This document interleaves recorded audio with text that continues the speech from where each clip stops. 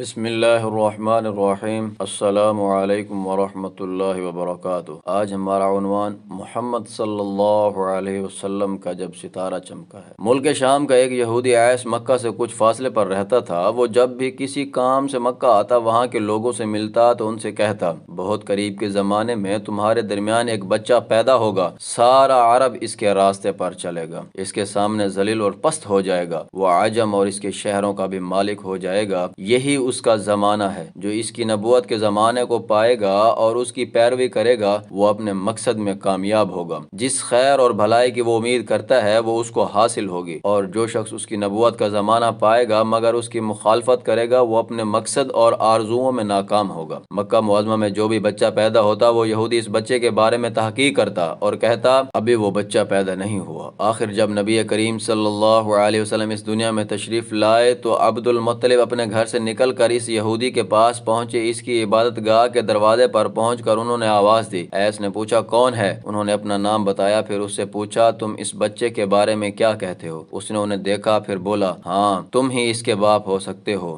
بے شک وہ بچہ پیدا ہو گیا ہے جس کے بارے میں نے تم لوگوں سے کہا کرتا تھا۔ وہ ستارہ آج طلوع ہو گیا ہے جو اس بچے کی پیدائش کی علامت ہے، اور اس کی علامت یہ ہے کہ اس وقت اس بچے کو درد ہو رہا ہے۔ یہ تکلیف اسے 3 دن تک رہے گی اور اس کے بعد یہ ٹھیک ہو جائے گا۔ راہب نے جو یہ کہا تھا کہ بچہ 3 دن تک تکلیف میں رہے گا تو اس کی تفصیل یہ ہے کہ آپ نے 3 دن تک دودھ نہیں پیا تھا۔ اور یہودی نے جو یہ کہا تھا کہ ہاں آپ ہی اس کے باپ ہو سکتے ہیں، اس سے یہ مراد ہے کہ عربوں میں دادا کو بھی باپ کہہ دیا جاتا ہے۔ اور نبی کریم صلی اللہ علیہ وسلم نے ایک بار خود فرمایا تھا، میں عبد المطلب کا بیٹا ہوں۔ یہودی نے عبد المطلب سے یہ بھی کہا تھا، اس بارے میں اپنی زبان بند رکھیں، یعنی کسی کو کچھ نہ بتائیں ورنہ لوگ اس بچے سے زبردست حسد کریں گے، اتنا حسد کریں گے کہ آج تک کسی نے نہیں کیا، اور اس کی اس قدر سخت مخالفت ہوگی کہ دنیا میں کسی اور کی اتنی مخالفت نہیں ہوئی۔ پوتے کے متعلق یہ باتیں سن کر عبد المطلب نے ایسے پوچھا، اس بچے کی عمر کتنی ہوگی؟ یہودی نے اس سوال کے جواب میں کہا، اگر اس بچے کی عمر طبیعی ہوئی تو بھی 70 سال تک نہیں ہوگی، بلکہ اس سے پہلے ہی 61 یا 63 سال کی عمر میں وفات ہو جائے گی، اور اس کی امت کی اوسط عمر بھی اتنی ہوگی۔ اس کی پیدائش کے وقت دنیا کے بت ٹوٹ کر گر جائیں گے۔ یہ ساری علامات اس یہودی نے گزشتہ انبیاء کی پیش گوئیوں سے معلوم کی تھی اور سب بالکل سچ ثابت ہوئیں۔ قریش کے کچھ لوگ عمر بن نفیل اور عبداللہ بن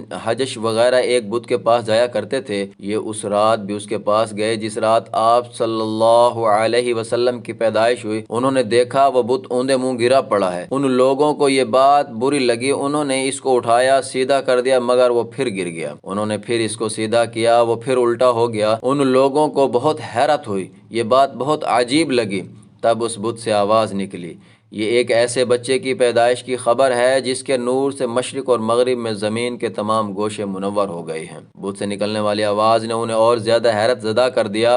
اس کے علاوہ ایک واقعہ یہ پیش آیا کہ ایران کے شہنشاہ کسریٰ نوشیروان کا محل ہلنے لگا اور اس میں شگاف پڑ گئے۔ نوشیروان کا یہ محل نہایت مضبوط تھا، بڑے بڑے پتھروں اور چونے سے تعمیر کیا گیا تھا۔ اس واقعے سے پوری سلطنت میں دہشت پھیل گئی۔ شگاف پڑنے سے خوفناک آواز بھی نکلی تھی۔ محل کے 14 کنگرے ٹوٹ کر نیچے آ گرے تھے۔ آپ کی پیدائش پر ایک واقعہ یہ پیش آیا کہ فارس کے تمام آتش کدوں کی وہ آگ بجھ گئی جس کی وہ لوگ پوجا کرتے تھے اور اس کو بجھنے نہیں دیتے تھے، لیکن اس رات میں ایک ہی وقت میں تمام کے تمام آتش کدوں کی آگ آنن فانن بجھ گئی۔ آگ کے پوجنے والوں میں رونا پیٹنا مچ گیا۔ کسریٰ کو یہ تمام اطلاعات ملی تو اس نے ایک کاہن کو بلایا۔ اس نے اپنے محل میں شگاف پڑنے اور آتش کدوں کی آگ بجھنے کے واقعات اسے سنا کر پوچھا، آخر ایسا کیوں ہو رہا ہے؟ وہ کاہن خود تو جواب نہ دے سکا، تاہم اس نے کہا، ان سوالات کے جوابات میرا ماموں دے سکتا ہے، اس کا نام سطیح ہی ہے۔ نوشیروان نے کہا، ٹھیک ہے، تم جا کر ان سوالات کے جوابات لاؤ۔ وہ گیا، سطیح سے ملا، اس سے یہ واقعات سنائے۔ اس نے سن کر کہا، ایک عصا والے نبی ظاہر ہوں گے، ایک عصا والے نبی ظاہر ہوں گے جو عرب اور شام پر چھا جائیں گے، اور جو کچھ ہونے والا ہے ہو کر رہے گا۔ اس نے یہ جواب کسریٰ کو بتایا۔ اس وقت تک کسریٰ نے دوسرے کاہنوں سے بھی معلومات حاصل کر لی تھی، چنانچہ یہ سن کر اس نے کہا، تب پھر ابھی وہ وقت آنے میں دیر ہے، یعنی ان کا غلبہ میرے بعد ہوگا۔ پیدائش کے 7ویں دن عبد المطلب نے آپ کا عقیقہ کیا اور نام محمد رکھا۔ عربوں میں اس سے پہلے یہ نام کسی کا نہیں رکھا گیا تھا۔ قریش کو یہ نام عجیب سا لگا، چنانچہ کچھ لوگوں نے عبد المطلب سے کہا، اے عبد المطلب، کیا وجہ ہے کہ تم نے اس بچے کا نام اس کے باپ دادا کے نام پر نہیں رکھا بلکہ محمد رکھا ہے، اور یہ نام نہ تمہارے باپ دادا میں سے کسی کا ہے نہ تمہاری قوم میں سے کسی کا ہے؟ عبد المطلب نے انہیں جواب دیا، میری تمنا ہے کہ آسمانوں میں اللہ تعالی اس بچے کی تعریف فرمائے اور زمین پر لوگ اس کی تعریف کریں۔ محمد کے معنی ہیں جس کی بہت زیادہ تعریف کی جائے۔ اسی طرح والدہ کی طرف سے آپ کا نام احمد رکھا گیا۔ احمد نام بھی اس سے پہلے کسی کا نہیں رکھا گیا تھا۔ مطلب یہ ہے کہ ان دونوں ناموں کی اللہ تعالی نے حفاظت کی اور کوئی بھی یہ نام نہ رکھ سکا۔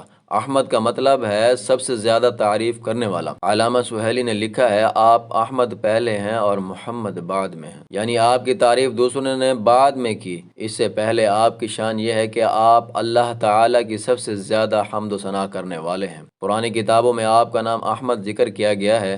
اپنی والدہ کے بعد آپ نے سب سے پہلے صوبیہ کا دودھ پیا۔ صوبیہ نبی کریم صلی اللہ علیہ وسلم کے چچا ابو لہب کی باندی تھیں۔ ان کو ابو لہب نے آپ کی پیدائش کی خوشی میں آزاد کر دیا تھا۔ صوبیہ نے آپ کو چند دن تک دودھ پلایا۔ انہی دنوں صوبیہ کے ہاں اپنا بیٹا پیدا ہوا تھا۔ آپ کی والدہ نے آپ کو صرف 9 دن تک دودھ پلایا۔ ان کے بعد صوبیہ نے پلایا، پھر دودھ پلانے کی باری حضرت حلیمہ سعدیہ رضی اللہ عنہا کی آئی۔ ناظرین، اگر آپ کو ہماری یہ ویڈیو اچھی لگی ہو تو ہمارے چینل کو ضرور سبسکرائب کیجئے گا اور اپنے خیالات کا اظہار ضرور کمنٹس میں کیجئے گا۔ جزاک اللہ خیرا کثیرا۔